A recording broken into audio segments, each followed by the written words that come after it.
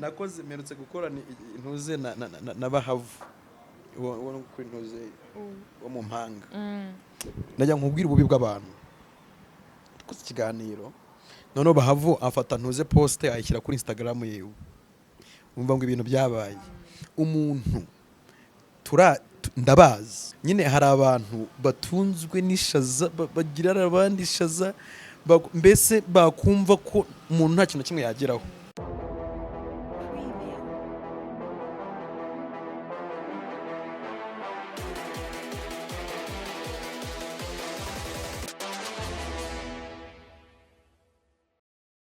Amahoro y'Imana bane namwe Nyagasana akomeze kubandindira kanizere ko mwese aho muherereye mumeze neza ngende umva ntameze neza cyane nkuko mba nsanzwe meze. Ikintu cyitwa imvura kimeze nk'ikigiye kuntera inkorora uri kumva ko ndi kuvuga nk'abagabo.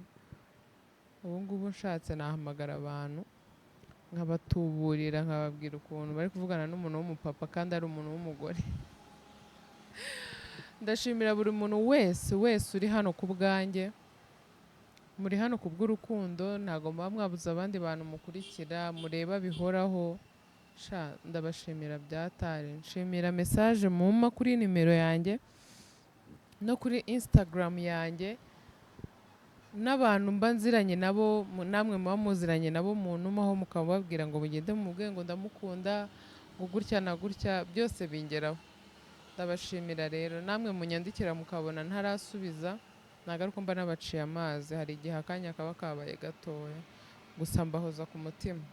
Uyu munsi rero mfite umushuti wanjye nshaka ko tuganira ku bintu bimwe na bimwe byinshi mwe mutubareye mudutiza umwanya n'umutima n'amaboko n'amatwi byose.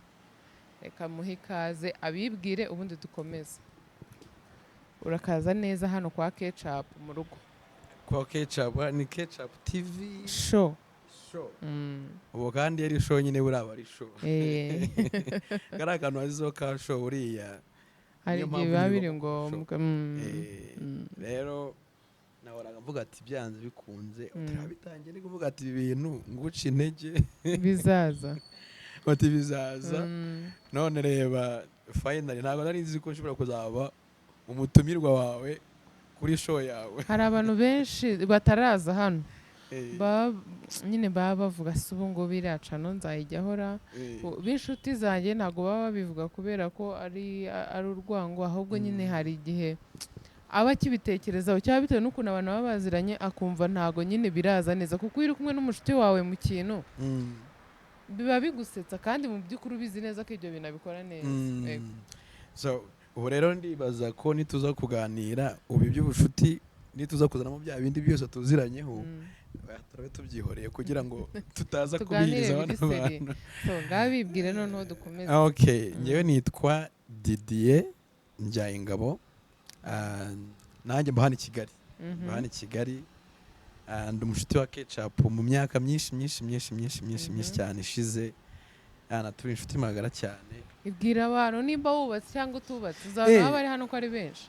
Urumva ntago nubatse ubundi hari ibintu bigaragara gusa ngubu bari gishaka gusanga impeta warayitaye. Uzi ko hari abantu bakora nyine ubukwe ariko nibabe wenda nk'impeta akayambara kuri uwo munsi wa mariage bayimwambitse, ubundi akaba nyine kaba yatakara cyangwa akaba atanazikunda akayikuramo. Si bishoboka? Wumva hari ikintu byahungabanya ku rukundo rw'abo bantu? Mbo usibye ko buriya urukundo ntago rurangwa n'impeta rwose. Buriya hari abantu benshi babyibeshyaho ukumva umugore ntago yambaye impeta umugabo yamwambitse ugasanga harahiye, cyangwa se umugabo ntago yambaye impeta. Buriya urukundo ibi byose n'ibimenyetso byo tubona. Ubuye ko wambaye impeta gutyo ntago bitwemeza ko umugabo wamukunda byimazeyo. Buriya impeta ya mbere iri ku mutima. Gusa hari abantu babipfa biri seri. Yego ndabizi ngewe usibye n'ibyo ngibyo urumva mwabira bintu nkora njya nkunda guhura n'abantu habatase uri mariye nta mpeta ufite, umugore wawe arabyakira turabishwanira rimwe na rimwe ibiki n'ibiki, ariko ibyo ngibyo ni nk'agakingirizo nyine kuvuga ngo impeta niba uyambaye birampagije. Rero ukuntu buriya kubeshya navuga ngo abantu babeshyana ibaze ko ubu ngubu iyo wambaye impeta umugabo wakora akavuga ati wow umugore wanjye arankunda ibiki n'ibyo byose ariko ubu ngubu usibye ko wenyine wenda wowe aza ahantu uri ariko hari abantu birirwa bambaye impeta ubu amasaha nk'aya ngaya batazi ahantu benda bo bashakanye bari nk'urugero ngiye kuvuga akantu ariko gashobora kugira hari abasore sibyo abasore ubona b'amabogari kabisa uri kubyumva ubona mu by'ukuri ntago bakora ibintu bizwi ndavuga abasore n'abakobwa bose ibana batwara amamodoka meza arenze baba mu ma apartment ahenze bya hatari ebana uwo musore niho mubaza ngo ukora iki akabona nimugoroba ari nyabije mwabagabo mwe rero kambabwire buri umugore wanjye yambaye impeta yagiye ntago zo yagiye hari abasore ahanga badafite akazi bafite akazi mu bagore banyu hari n'abandi bakobwa badafite akazi mu bisanzwe bafite akazi mu bagabo banyu ibyo byo rwose niko bimeze iyi mpeta rero ntizagushuke umutima w'umuntu niwe udifayininga ingano y'urukundo umuntu akunda ibindi byose ni ukubeshya rwose none se reka nkubwire urabona ubu ngubu abantu nyine ibintu byinshi byarahindutse sibyo kera ntekereza ko wenda nka ba nyogokuru bacu ibyo bintu batari bazi n'ibyari byo noneho wenda usanga nk'ubu ibaze kera iyo haza kuba habaho YouTube ziri gukora nk'uko zikora ubu ngubu ku kintu kijyanye na planka utekereza ko bari kuzaba bakora planka zimeze gute nyine icyo gihe cya kera ukurikije bikeya mu mico uzi bagenderagaho impamvu mbivuze ubu ngubu usanga cano imwe indi ebyiri eshatu hariho amaplanka atatu nk'enye cyangwa eshanu zisa ni hariho umugore n'umugabo ngo yibagiwe impeta bashwanye ubwo niho nahereye njya kubaza ibyo bintu ngo atashye afite lipstick hano ibintu nk'ibyo ngibyo ahubwo se urabona reka nkubwire ubundi watawe ufite ntuze lipstick ku ntuze hano mu gatuza kawe urubyumva uri umugabo wanjye ukambwira ko zahagiye gute oya uzi se nkubwire ahubwo buri umugabo utahana lipstick ku mwenda akayigeza mu rugo njye mba numva umuntu wayimusize ari umuturanyi kuko uzi impamvu nimba ari umuntu w'ahantu kure ashobora kuyibona kuko aba azi ko ari amafuti yakoze buriya ni nk'umujura iyo umufasha arimo ariba n'imbaraga zimukura aho ngaho arazibura kereka iyo ahuye n'umuntu nawe w'umuswa akamwifatira sibyo ariko iyo ushoboye kwitabara uramufata kuko aba yacitse intege aba abizi ko ari mu mafoto rero n'umugabo ntekereza ko abibonye ashaka gufata iyo shati cyangwa umupira akawukuramo akahavuguta akagura na omo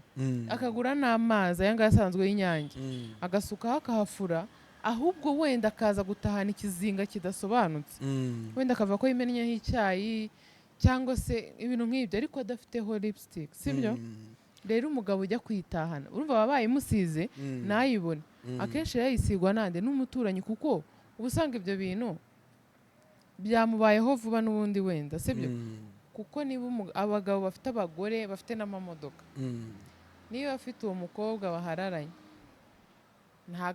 kugira ngo azagushyire mu modoka gutahana iwanyu utanga Kimironko wataha Nyamirambo biragoye ahubwo wowe ushaka kumuherekeza mukagerana i Nyamirambo hafi yiwe akagutegera kabu niko abenshi bigenda niko bigenda urumva ibyo ngibyo waruvuze byo ni okay ariko bivuze ngo abayikuye mu rugo neza n'umugore we wayimusize oya hafi yo mu rugo ushaka gusanga agiye kumusezera akayimusigira ngo no mugabo akabona nta kundi kuntu afite abigenda amasaha yo gutaha yageze yego buri inama yeruti yindi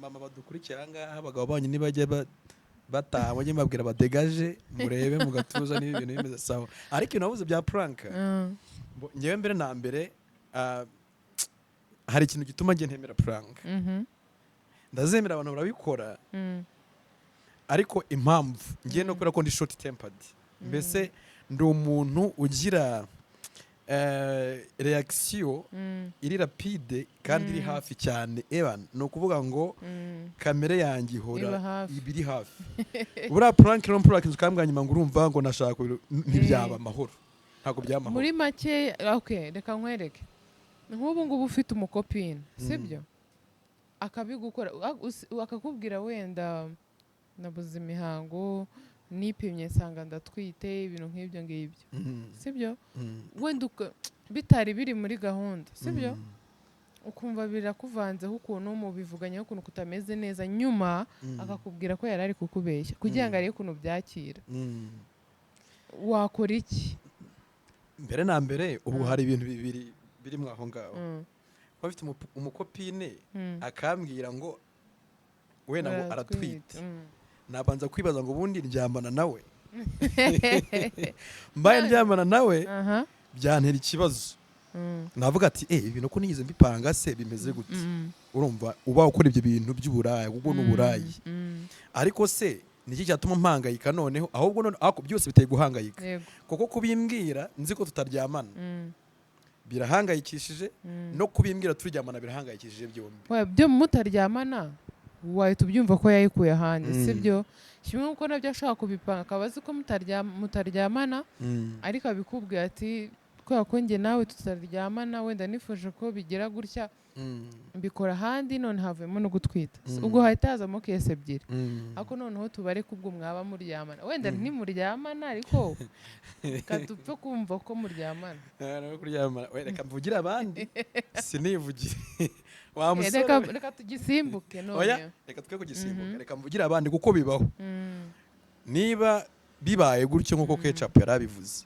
mwene umukopine wawe ugasanga bla bla bla aratwite kandi uzi ko mubikora n'ibyo ngibyo byose nyine ugomba kwicara mukakirigatira hamwe kuko niwo musaruro ubundi kuko mubikora uzi ngo ni ugupfa cyangwa ni ugukira kuko biriya bintu byose ngira ngo bakoresha mu kwirinda nta bitanga ntuze %1 ubu uzi ko bishobora kuba nujya ubikora rero buriya uzi ko ugiye kuryamana na kopine wawe niba kwifata byakunaniye jya we expectinga ko uzabona ibibi kurenza uko wabona ibyiza kuko nubona ibibi uzavuga ati nibyo nari expectinze cyane ariko nibigutungura ibibi wanakiyahura icyiza rero nuryamana nawe mukagenda mugahavinga fani uko mubigenza kose mukishima tekereza ko hari n'igihe kizagera mukababarana cyangwa se mukanishimana n'ubundi buryo butandukanye rero icyiza mu buzima bwose inama nzima icyo wakora cyose n'abantu bajya gushaka ngiye icyo mvuga n'umugore yagiye gushaka njya mvuga ngo ujye genda we expectinga ko ugiye kubona n'inyamaswa y'umugabo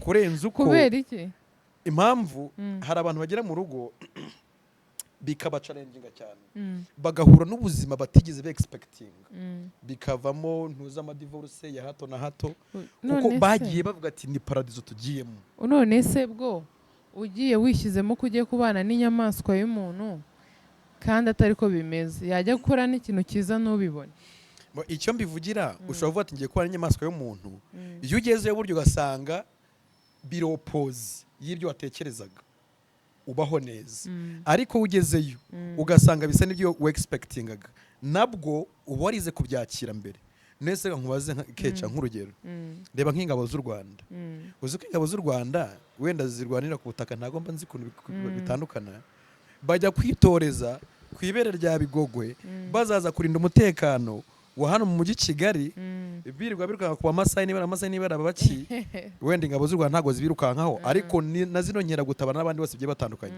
aba bantu baba barakoreye imyitozo ku ibere rya Bigogwe bagenda kwa kundi ariko bakaza kujya kudiringa n'abantu bacuruza caguwa Buzima bugiye mbyumva gutyo nako akambivuge gutyo impamvu bitoreza ahantu hakomeye nuko baba bazahura n'ibindi bintu bikomeye mu gihe batazi sibyo kandi baba banabizi ko bishobora kuba wenda haca n'imyaka n'imyaniko n'ibyo bihe bikomeye badahuye nabyo ariko urugo ntago rumeze nk'ikose kubera ko nimba ubana n'umuntu yajya wenda yakubita nk'isahani hasi ukahita uvuga nabi ukigira ukuntu nk'intare mu rugo abantu turi beza kandi turi babi uwo muntu umenyereje kuzajya ubwira nabi kuri buri kantu agera akakwakira ko ari kumeze none wajya uvuga nabi agaseka nibyo ariko keca urugo ni ikosi buriya none se si ukwiga ikosi ni imyitozo nyine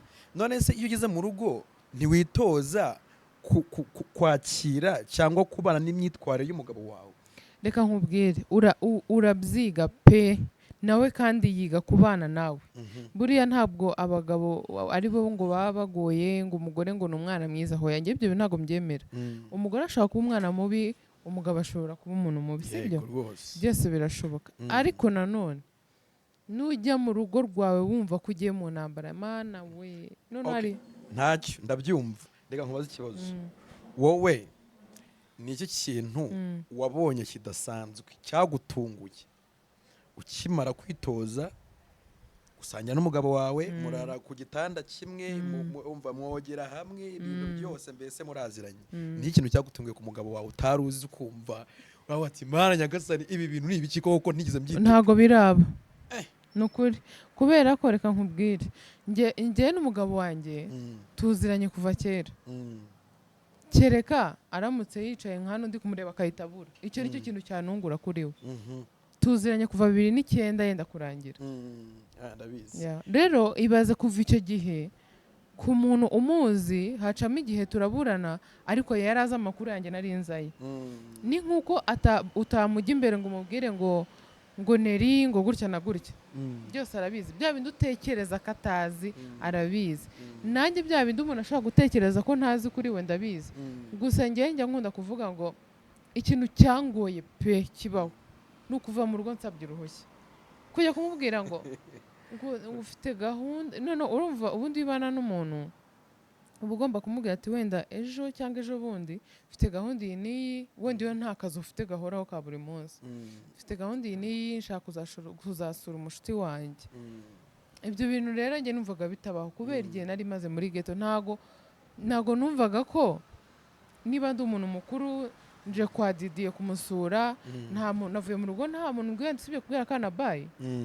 Noneho mite nakira ko ubutaha ninza kugusura ngomba kubanza kumubwira.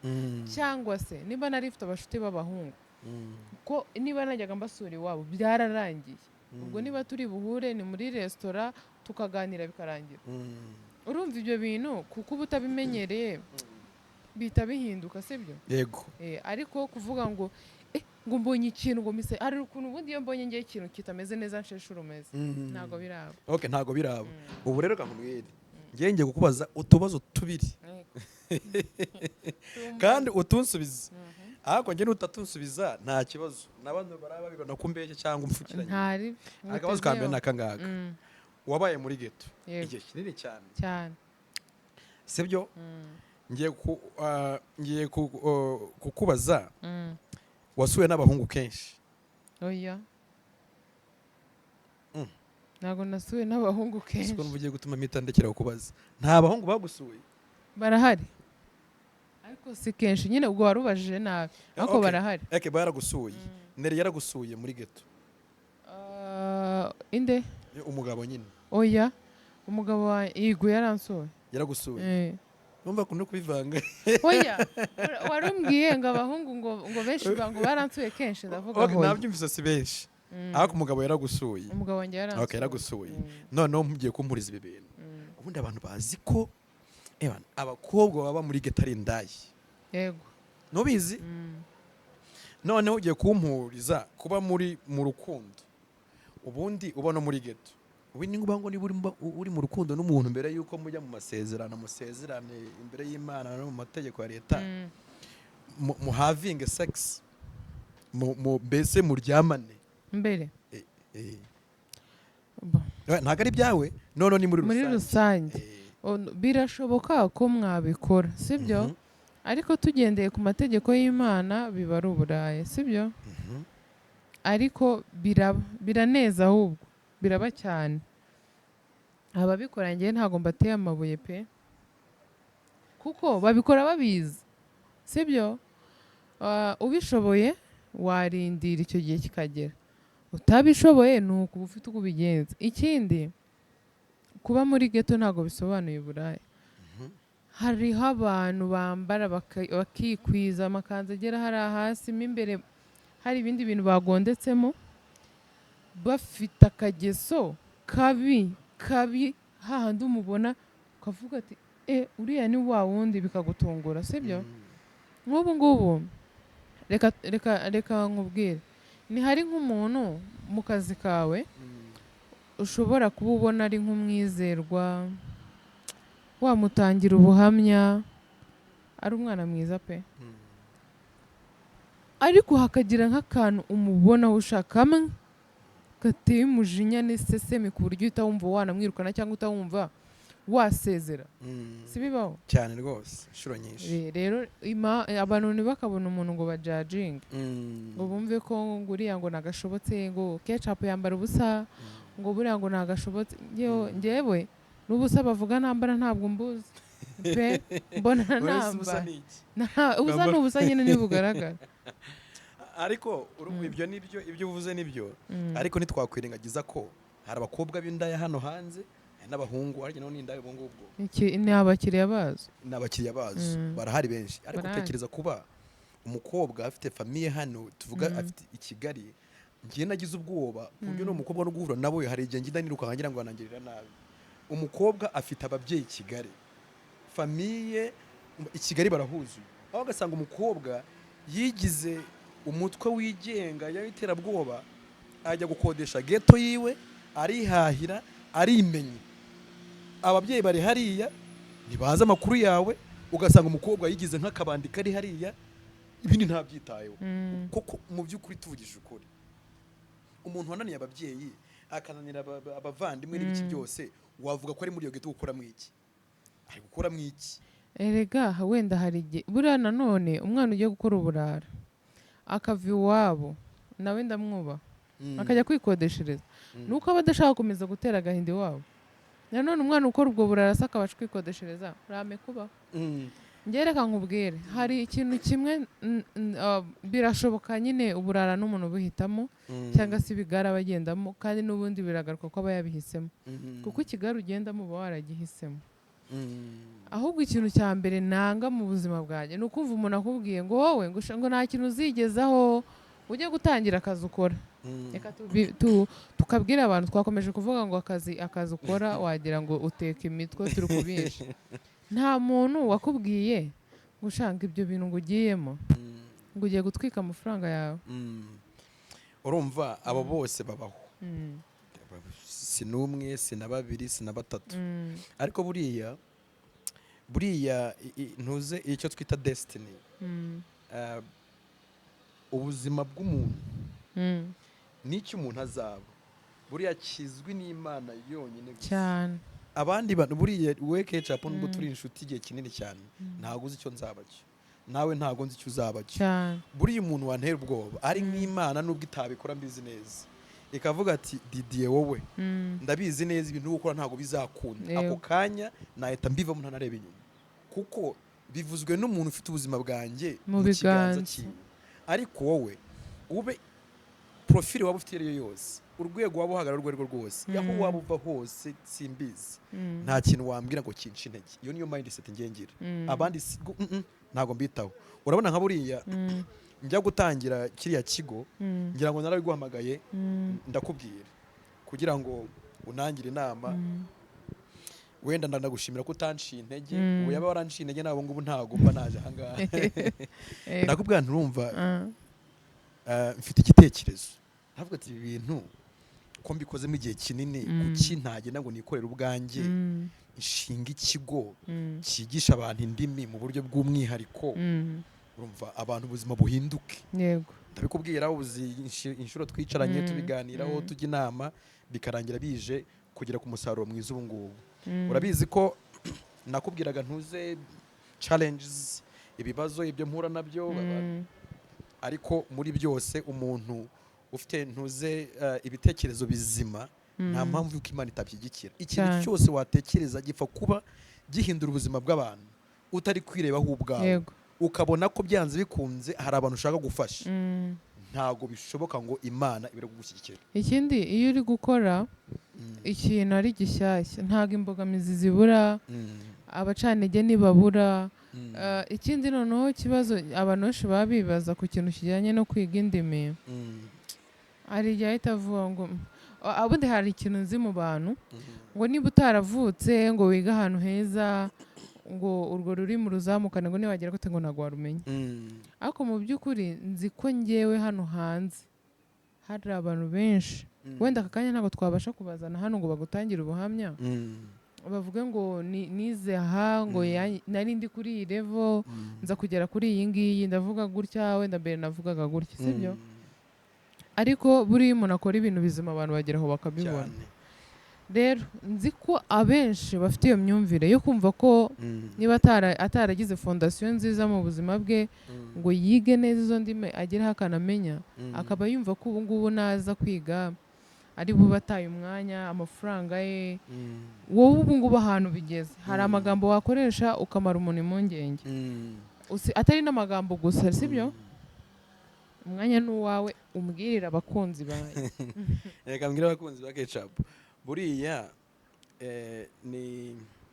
nibyo ni ibintu abantu benshi bagenda bavuga bakavuga ngo urumva utahize muri za école d'excellence ati biragoye ariko ngewe uri kuvuga muze aho mva ngewe mbe pfiriya ahantu bita cyangwa ari n'igihe uba uva aho hantu ariko warize neza mbabarira heza hari amashuri uziriye epfo wavuga ati umuntu azamukiyemo oya ntayo nzi ariko hari nk'igihe byibura ushaka kuba waravukiye cyangwa ariko ukaza kugira amahirwe ukabona nk'umusponsa akakujyana ahantu ngewe rero bivuga nta musponsa nagize nta biki rero impungenge namara abantu banze bumve ko ibintu ngewe navugira ahangaha n'undi muntu wese yabivuga kubera ko ni mate yo kuvuga amagambo kuyasohora nyine iyo mvuze ibintu abantu barabyumva umuntu afite ntuze convincing terms abantu barabyumva ariko ibi ngibi noneho ntago ari ukuvuga gusa kuko bifite n'ibibigaragaza wenda aya n'abantu bashobora kuza kwandika muri ntuze comment section bakavuga ati ndabizi rwose uyu teacher Didi yaranyigishije aho bakorana barigisha mbese muri Royal Training Hub ikigo kiri hariya i Remera mu Giporoso iruhande rw'abangirikani inyuma y'ara amabanke za Equity za ntuze niho Royal Training Hub iri wenda umushuti wanjye ariza kujya kiramo utuntu tw'udufoto turi gukora kino kiganiro niho twigishiriza twigisha gute rero kuko rero nguvuga ngo wamaye bara abashuti bawe ko mbizi ko bafite benshi bakaza nkabigisha kuzi ko bafite ikibazo cy'ururimi bacu bakiga ukambwira ngo oya nubwo turi inshuti ntago nakwizera uzaza ubibasobanurira ubabwire ukuntu bikorwa uzi se reka nkubwire hano hanze turi benshi tutazi indimi ariko ugasanga ubonye izina rigutumbagiza mu kirere ukumva ngo ufite isoni zo kujya kwiga hari abantu benshi ndi kubariza kandi ugiye no gusubiza umuntu aba yakeneye kwiga ariko ataza kwigira mu ishuri mushobora kumusanga mu rugo urumva tugira hari abo dusanga mu rugo hari n'abigira online n'abaza ku ishuri ariko bakiga ku giti cyabo ariko keca wenda aho tutarahavuga neza reka mbwira abantu gato ku kibazo warumbajije ntasubije neza ubundi imyigire y'ururimi ntago ari ikibazo cyaho wakuriye cyangwa se ubushobozi ufite oya kuko ururimi rwakagombye kuba rwigwa mu buryo kavukire mu buryo buri naturel kubera iki buriya kwicara mu ishuri ukajya kwiga ururimi ukoresheje ntuze ikibonezamvugo grammaire biki n'ibiki byose ntago bigufasha kuvuga ururimi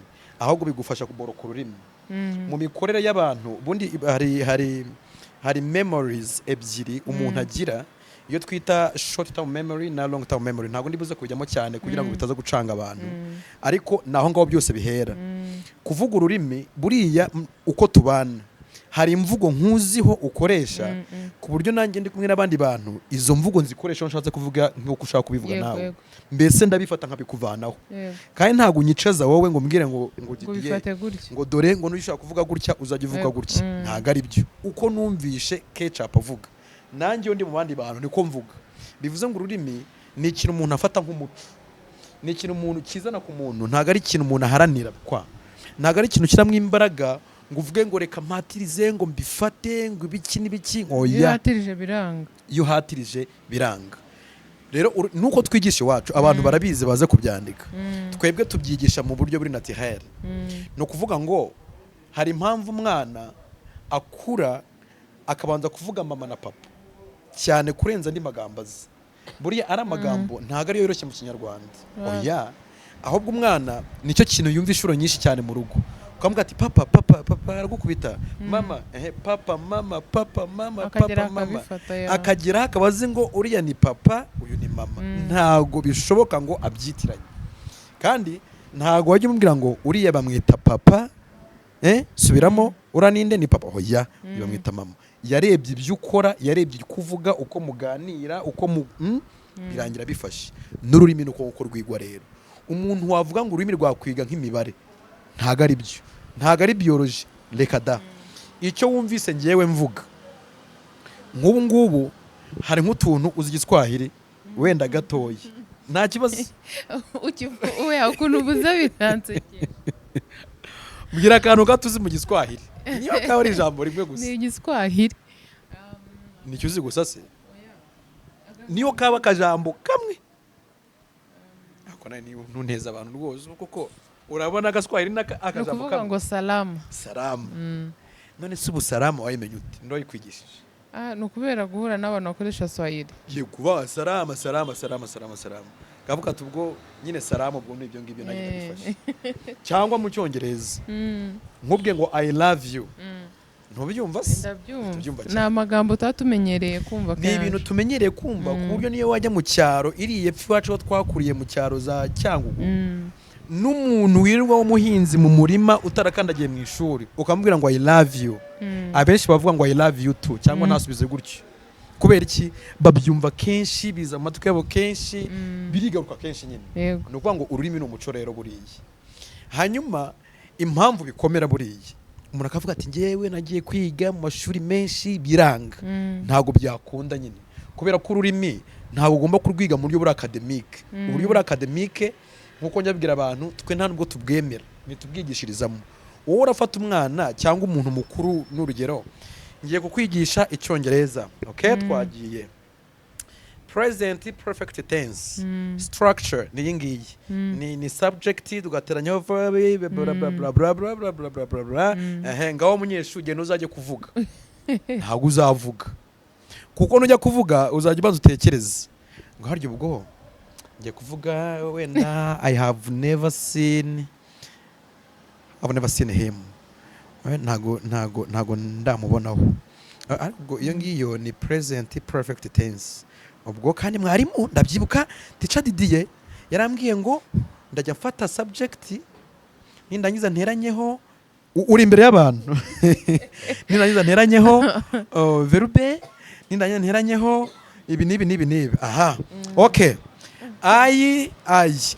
ibyo ndabikoze.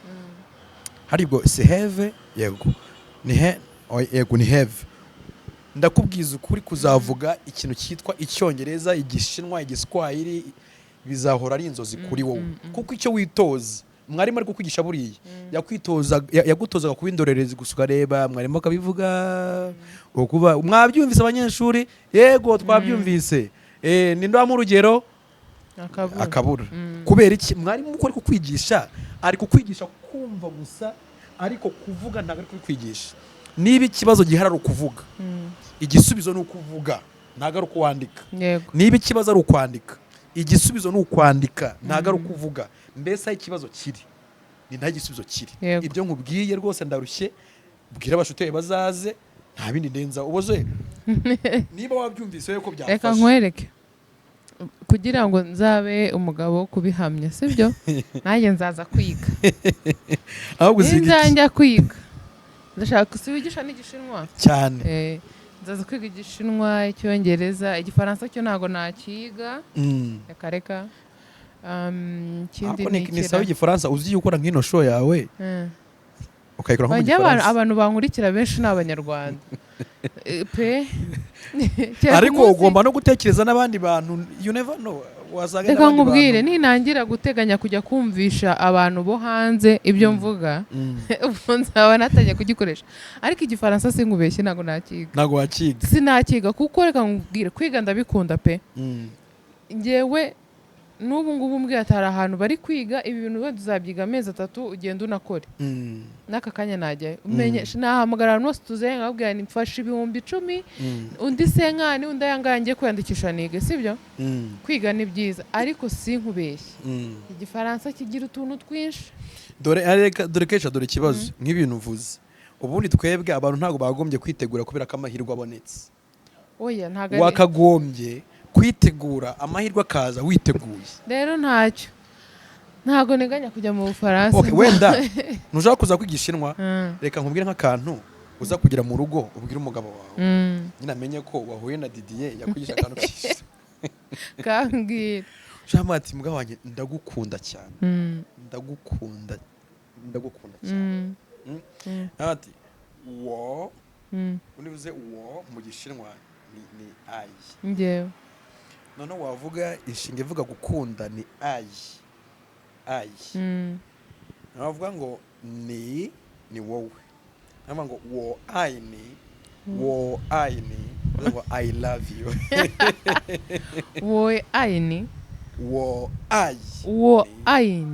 okay women I ni men we love you okay turabakunda twebwe turabakunda ni ibintu byoroshye gusa ntabwo wenda dukoresha translation yo twigisha kugira ngo nabwo ikoresha translation nka bariya ubona abantu bagurisha udutabo ngo icyongereza mu kinyarwanda ngo igifaransa birane ntabwo byashoboka. Ni nko gufata inzu yuzuye gutya ukabwira umuntu ngo dusobanura atarayigezeho iri kubakwa ngo ino nzu yubatswe iti ntabyo yamenye. Nose kankubaza ni uruhe rurimi umuntu yabazi cyangwa yabavuga rwamworohereza kumenya igishinwa cyangwa ikidage nta na rumwe kubera ko twebwe iyo twigisha dukoresha ibimenyetso tugakoresha no kusubiramo amagambo kenshi cyane. Niba nk'ubu ngubu ibyo nkubwiye aka kanya nari kubikwigisha mu buryo ntakoresheje translation nuko nagira ngo tutabita mu mwanya cyane byari gufata ikindi gihe. Buriya no kuvuga ngo shobora kwicarana n'umuntu uvuga ikidage ahangaha utazi ikinyarwanda n'ikindi kintu na kimwe nkajya kumwigisha igishinwa akacyumva mu buryo karemano. Kubera iki nyine ni mate yo kurebye ndi gukora niba mvuze ngo wenda uko baramunda urashonje yego wowe utuvuga ngo ndashonje ntuvuza ngo uri kubabara mu nda ibyo waruvuze mbere byari byo kubera ko nta kindi kintu nakoze gitandukanye ko ari ukubabara mu nda cyangwa se ari uko nshonje ariko kubera wayuye urashonje baba n'ugusonza okay nuko twigisha kandi burya muri programu yacu ntago harimo ibintu byimbura mu maro uruzi ugiye nko muri system academique twiga icyo twita amasaku n'ubutinde ako mukuri kw'Imana iyo ujya kuvuga ikinyarwanda ujya utekereza ku butinde n'amasaku wize muri primaire na secondaire uhita uvuga nyine niyo wandika ntubitekerezaho niyo usoma ntubitekerezaho bivuze ngo hari ibintu twebwe muri programu yacu bitabamo bitandukanye n'abantu ujya kwiga ururimi ahandi hantu wenda runaka ugasanga bazanye igitabo cy'icyongereza cya senior 1 senior 2 senior 3 senior 4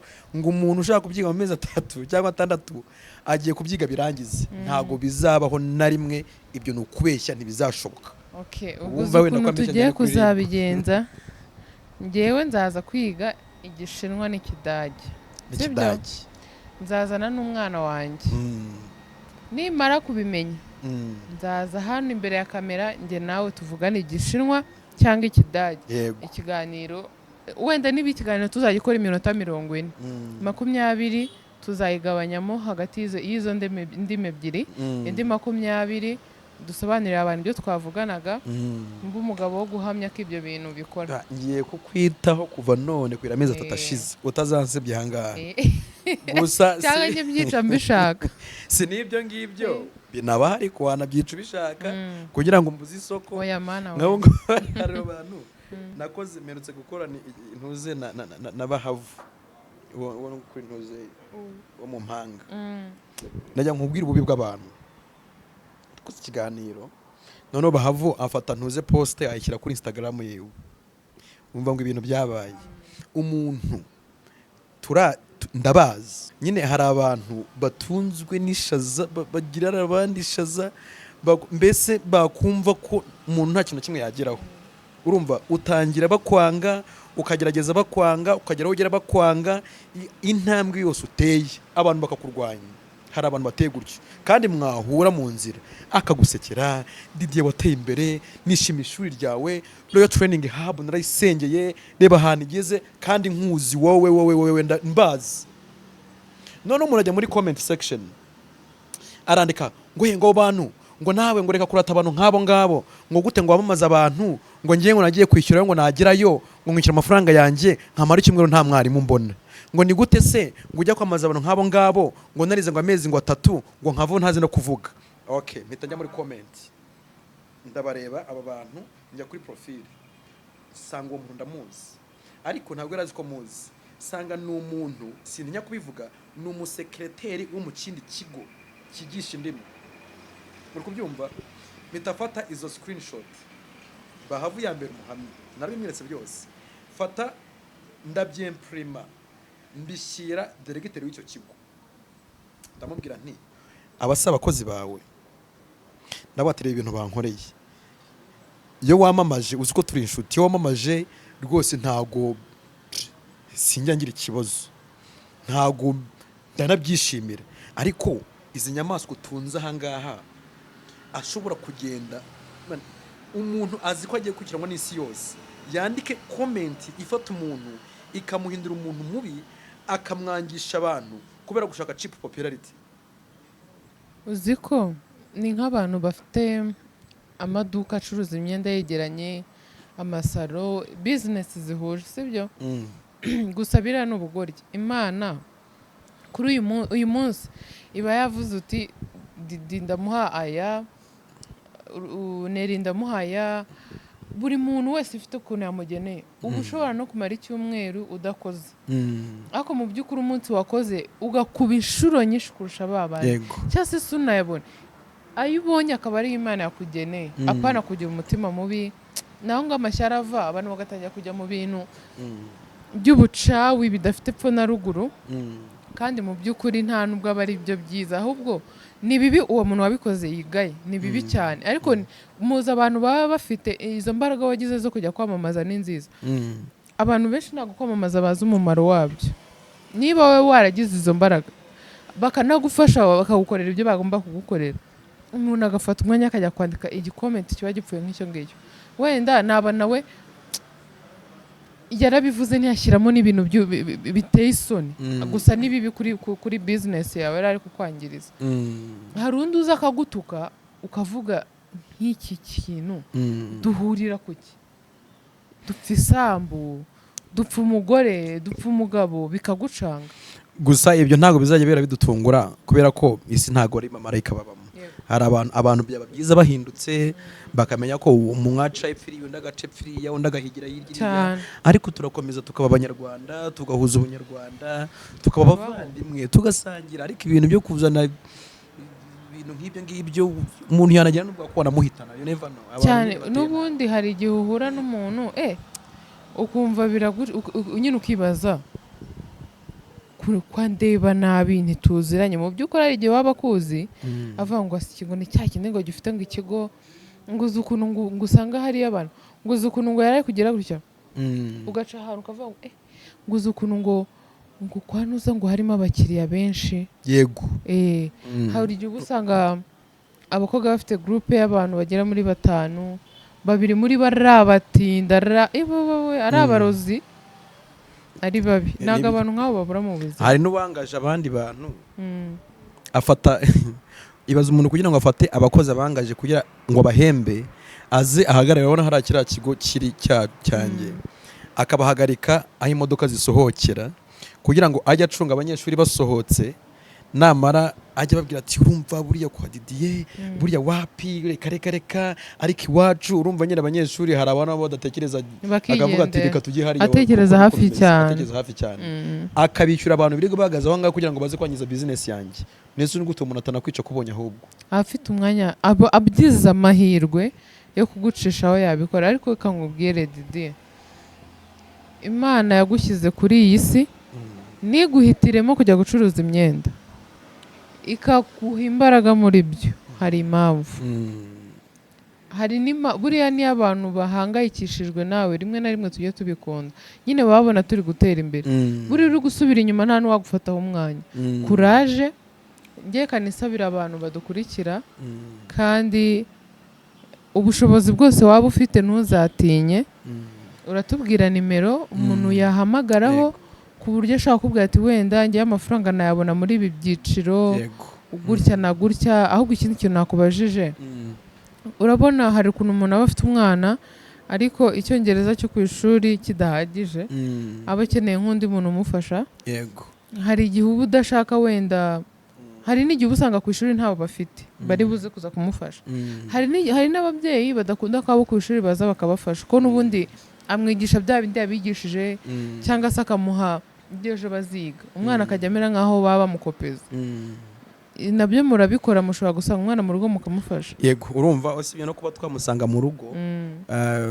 tugira na ntuze hari abana bataha mu byiciro bigiye bitandukanye tugira amakarasi twebwe no mu gihe kitari biruhuko bari ku ishuri tugira abana baza kuza kwiga ku ishuri nk'amakuru d'histoire benda bakaza bitewe n'igihe batahiye tuba dufite amashift agiye atandukanye ababyeyi bashobora guhitamo kubazana ku ishuri icyo ni kimwe cyangwa se bakavuga kuko turi timu nini kavuga ati twebwe dushaka umwarimu uzajya uza mu rugo nta hantu na hamwe tutagira ariko mu mujyi wa Kigali kubera ko hari abantu baba batuye kure yego abantu batuye kure wenda tugashaka ukuntu twabigenza cyane ko buriya twirinze gufungura amashami menshi kugira ngo serivisi itaba mbi uko dusanga abana mu rugo kubigishirizayo ni nako n'abantu bakuru bari mu office yabo baramuvuga ati ngewe ntago naza aho ngaho bitewe wenda n'ukuntu azwi ibintu bibaho kavuga ati wansanga aho nkorera ku kazi kanjye tugahana amasaha turi timu nini kandi kirushijeho abo dukurana benshi nka 90% n'abanyamahanga niba ari icyongereza n'abanyamahanga niba ari igifaransa n'abanyamahanga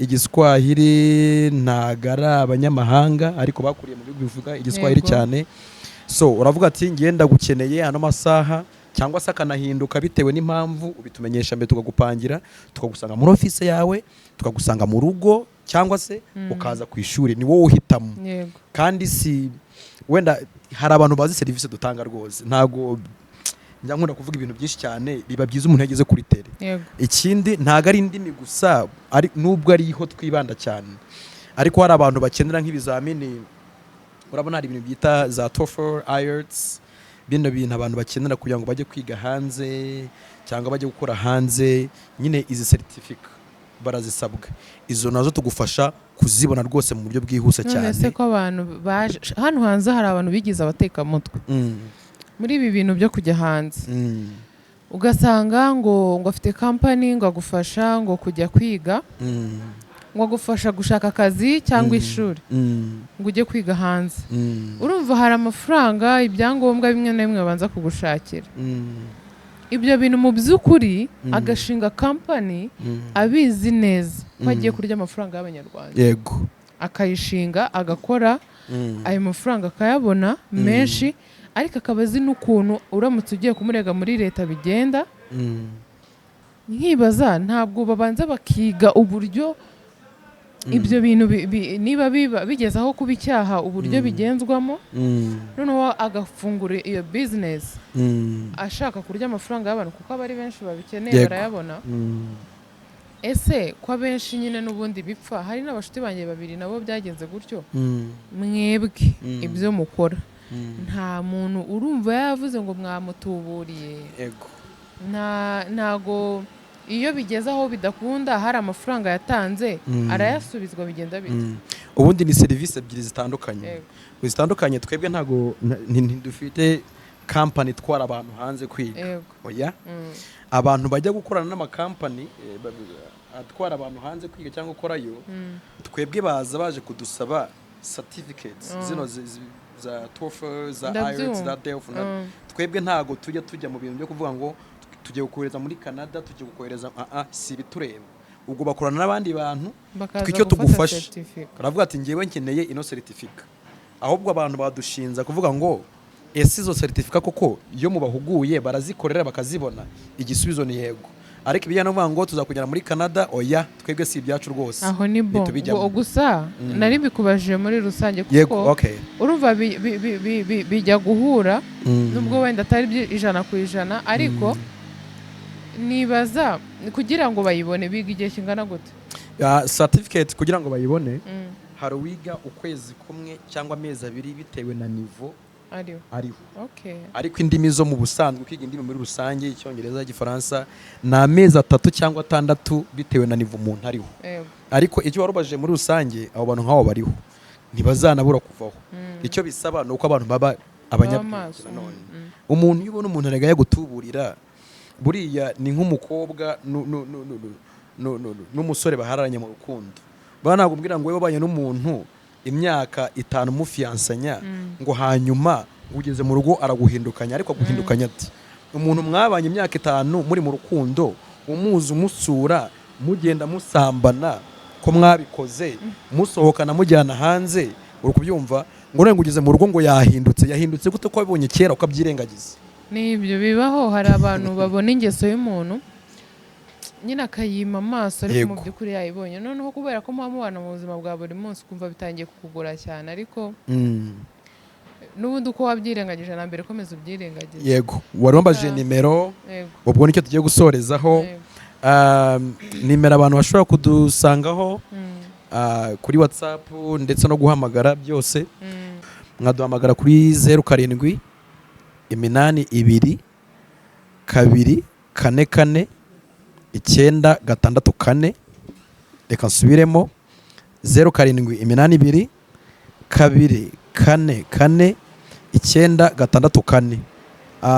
Waduhamagara, watwandikira kuri WhatsApp ukatubaza. N'abantu bari hanze kandi ntimugire ikibazo, hari abantu twigana nabo ngo bari za Texas, bari muri Canada, bari muri Bubiligi, dukoresheje ntuze application ya Zoom kandi biba biryoshye cyane. Yego urumva rero nawe wowe uzaza ku ishuri, twabivuganye we uzaza ku ishuri ntacyo bitwaye rwose.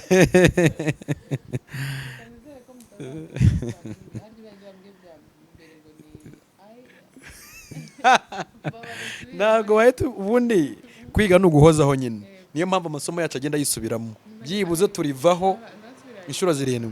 Ni wo ai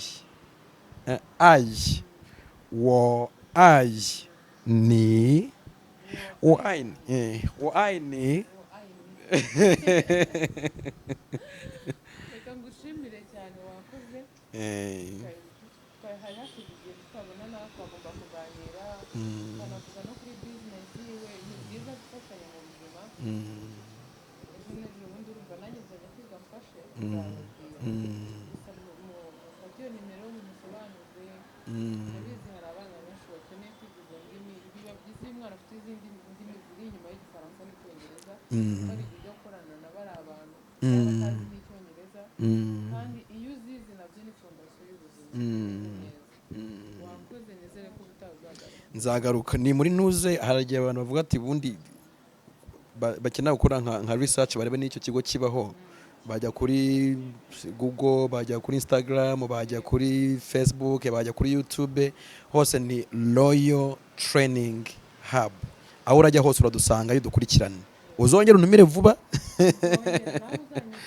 nzakwitaba rwose nta kibazo. Asante.